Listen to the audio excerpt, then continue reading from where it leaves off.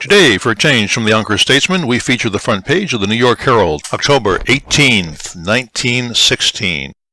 Headline: Allies seize Athens, mob attacks troops.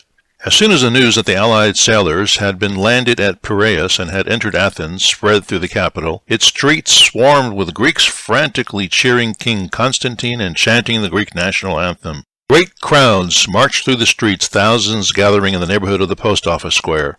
The War Minister, General Drakos, ordered out Greek troops and Marines to guard every approach to the square in order to prevent any clash between Greek civilians and the French, who occupied that section, establishing a complete cordon around the French and taking all precautions to avoid any incident or accident capable of starting strife. It is impossible to predict whether trouble can be prevented throughout the night.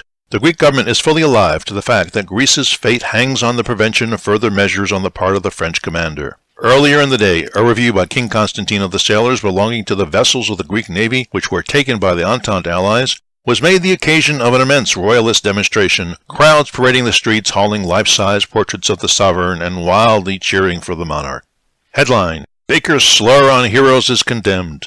The defense which Secretary of War Newton D. Baker offered for Mr. Wilson's Mexican policies on Monday night found quick response yesterday from patriotic Americans, but hardly the response Mr. Baker could have wished for. In a speech in Jersey City, the Secretary likened the Mexican revolutionists to the Continentals who fought with Washington. He admitted the Mexicans were a rascally lot, but said their actions were those of all rebels. The patriots of the American Revolution looted churches and drove ministers from them on their famous march to Valley Forge, he added. Protests have come from far and near. The Empire State Society of the Sons of the American Revolution met last night and adopted a resolution condemning in the strongest terms the unpatriotic language of the Secretary of War. Members of the Society were outspoken in their denunciation. Some declared that unless his remarks were repudiated at once by President Wilson, a movement should be started to force the Secretary's resignation. Headline: Tesla tells court of controlling air, says he realized dream of isolating its energy. Nikola Tesla, inventor of wireless devices, told in the federal court yesterday how, through a long series of experiments, he had finally realized his dream of isolating energy that passes through the air and of constructing instruments that control and use this energy. He was a witness for the Atlantic Communication Company operating the Sayville station, which is being sued for patent infringements by receivers for the National Electric Signaling Company.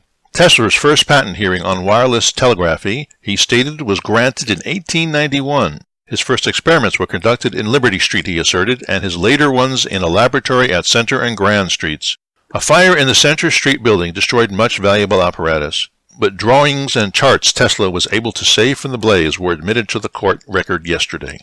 In another front-page short story, odds against President Wilson shortened still more in election betting yesterday, after $25,000 had been wagered on use on the New York curb at odds ranging from 10 to 7 to 10 to 8. $20,000 was being offered at even.